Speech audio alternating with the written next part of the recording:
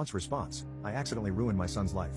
This is an extremely touchy experience regarding my father who believed his stepdaughter over me, his own bio son. My dad in his Reddit post named me T, but I want to explain my side of the story that my dad didn't include before he deleted his account due to the backlash. I didn't want to talk about this with anyone after being extremely depressed over losing my first girlfriend, friends, and my spot in the Ivy League college over because of my stepsister's false intimate assault allegations.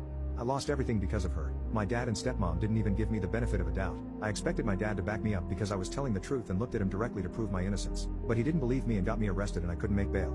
I was so angry at my father for not believing. I don't care about the apologies he and my stepmom said to me because it won't undo all the damage they have done to me. I couldn't move forward with this. I had to get antidepressants because I couldn't take it anymore. The only one who was there for me was my childhood friend Ruka, who, unlike all the others, decided to give me another chance. She has been there for me throughout all these years after no one believed me. Ruka is from a Japanese family. Me and her got married 5 years ago, and her family is very sweet. Ruka and I hung out a lot after she supported me throughout all this mess my stepsister caused. I know my stepsister got slapped in the face after she told the truth about what happened. She was sent to another state to be with her father and I don't care what happens to her after. I know my dad threatened her boyfriend to the point that he broke up with my stepsister afterwards. I'm glad he did. Who could be with someone who caused a lot of damage to her stepbrother who protected her throughout his life?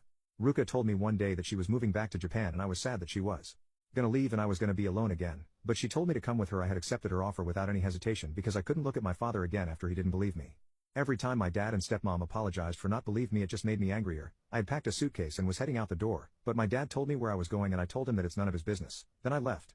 I stupidly forgot my phone back at home when Ruka texted me if I was ready. When I showed up at Ruka's home, she and her whole family were waiting for me, but before I could get in the vehicle with them, my dad showed up in his car. Ruka's family didn't want my dad anywhere near me, but I could see the tears in his eyes as he tried to stop me from leaving. I then saw that he had my phone and I told him, what the hell does he want? My dad tried to speak but couldn't. I took my phone back from him. He started apologizing profusely of how much of a failure of a father he was for not believing me when my stepsister accused me of intimate assault when in reality she was having intimacy with her boyfriend. I straight up told my dad he failed. I couldn't hold back the tears and cried as well. I told him what he did was unforgivable and that I found his Reddit post and told him that the way he was trying to self-victimize himself for sympathy was a cowardly move. I told him, why did he not believe me? I thought he had my back. My dad couldn't utter the word to give a response. I berated him and called him every name in the book. I told him that everyone hated me because of my stepsister's lies and I still had a broken heart after my first girlfriend left me because of stepsister's false accusations. Everyone I know and used to be friends with called me a monster.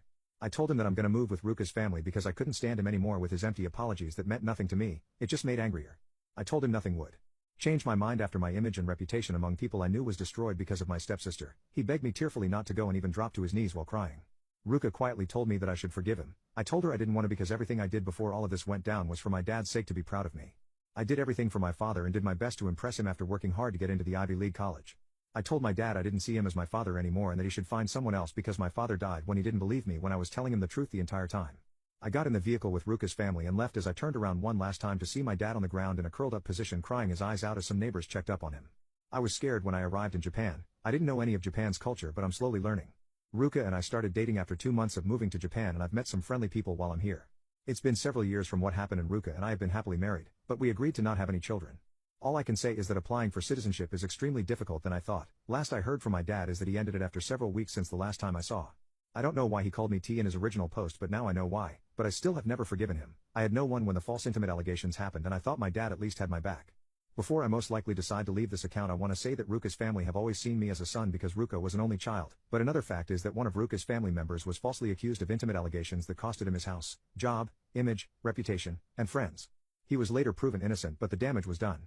Ruka's family wasn't aware of the false intimate allegations until I told them. Ruka didn't tell them because she still had hoped that the intimate allegations were not true.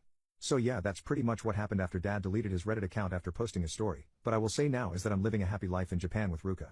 Thanks for listening to my side of the story.